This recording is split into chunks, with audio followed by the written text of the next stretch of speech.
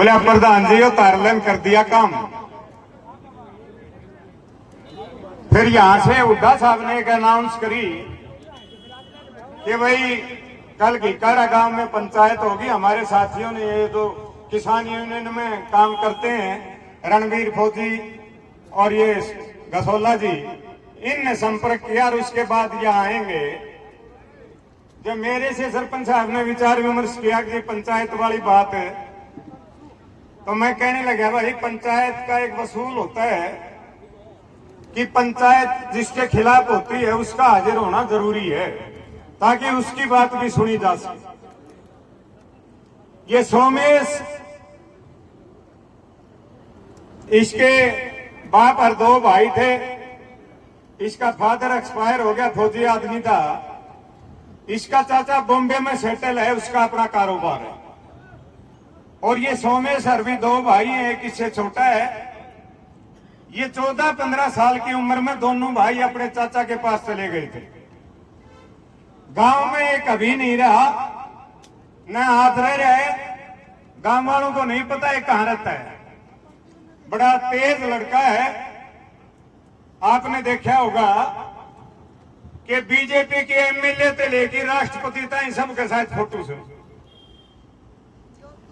बहुत तेज लड़का है। 1 मिनट में बात पलट जा, झूठ बोलने की आंट नहीं। हाँ, ये गुण है कि भाई कैसे वो बड़े लोगों तक पहुंचता है, ये उसमें एक विशेष गुण है। किस तरह से जाता है वो जाने। और पलटन की तो इतनी जल्दी पलटता है। यो जब सरपंच था, हमारा पंचायत की जमीन में कीकर खड़ी थी बड़ी बड़ी, और जेसीबी लेके पड़वाने लग गया। बाईदा वे मेरी घराली पहुंच गई। वह बोली रे छोरा, अरे पेड़ तो लगाया करे, पापी तू क्यों पाप करे है, रुखान क्यों पाड़ा से, डांगर बैठे से, पक्षी बैठे से। इतना तेज था, 1 मिनट में बोला दादी, मेरे दादाजी की बात में मैं टाल पूछ के उसने कह रखी से। मां सामने घर ही आया, घराली लाल पीली हो रही। बोले ये बुंडा काम करते शुरू कर दिया। मैं भी हैरान, मैं क्या बात होगी। बोले की क्यों पड़वा दी। मां कौन सी की करे। बोले एक गेल ने थी सारी पड़वा दी। मगा मन्ना तो बेरा है कौन। बोले मन्ना सरपंच रोक्या जब तेरा ना ले दिया। बोले उसने कह रखी। तो साथियों, मेरे गांव का लड़का है, गांव में नहीं रहता। उसकी एक विधवा मां है जो गांव में रहती है। सरपंच बन गया गांव राम से कह रहा किसने बना दे, फूलन देवी भी एमपी बन गई थी। हाँ, ये मैं जरूर सोचता हूं कि ये जो टी प्रकरण हुआ इसमें उसका भी प्रयोग किया गया है किसी के द्वारा। क्यों? यहां तो 1-1 मिनट की सीआईडी बैठे हैं आपके बीच में। 1-1 मिनट की खबर जाती है चंडीगढ़ तक, प्रशासन तक। जब उसने यहां अनाउंस किया अब टी मैं लगवा दूंगा और टी आ रही है, तो जो प्रशासन, खासतौर से झांसी का डीसी, एसपी और दूसरा प्रशासन, जब उसको ये पता लगा कि भाई टी लगाने टी आ रही है, लगाओगे, और ये प्रशासन लगाना नहीं चाहता था, तो आए क्यों नहीं भाई रोकने के लिए। प्रशासन पर संपर्क किया हो कि भाई कौन भेज रहा है। साथियों, ये प्रशासन भी 2 गुटों में बटा हुआ है। ऐसा लगता है कि झांसी का प्रशासन तो एमएलए विधायक जी के दबाव में है, डीसी एसपी दोनों, और चंडीगढ़ का प्रशासन कोई न कोई सोमेश को यूज कर गया। तो लड़ाई आपकी जारी है।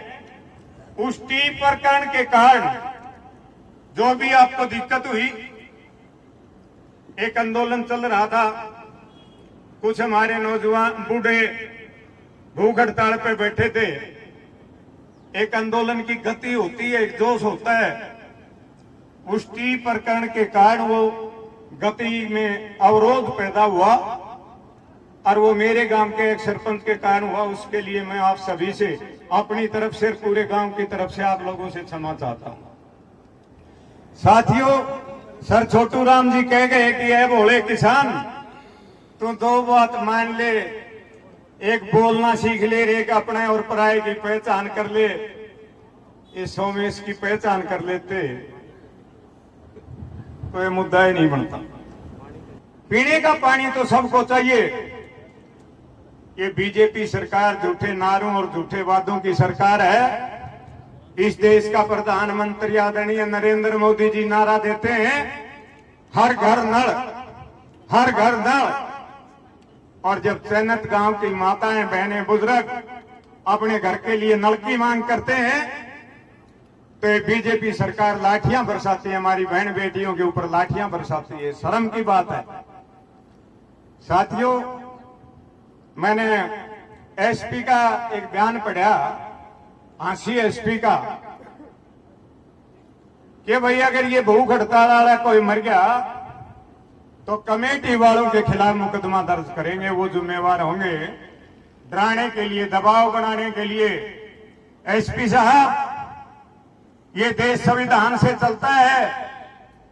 बाबा साहब अंबेडकर हर नागरिक को यह अधिकार देकर गए हैं संविधान में कि भारत का हर नागरिक अपनी मांग के लिए, अपनी समस्या के लिए जल से जुलूस, धरना, प्रदर्शन, भूख हड़ताल, आमरण अनशन, अगर ये बुजुर्ग गुजर गए, अगर शहीद हो गए तो धरना कमेटी नहीं, हांसी प्रशासन इसके लिए जिम्मेवार होगा।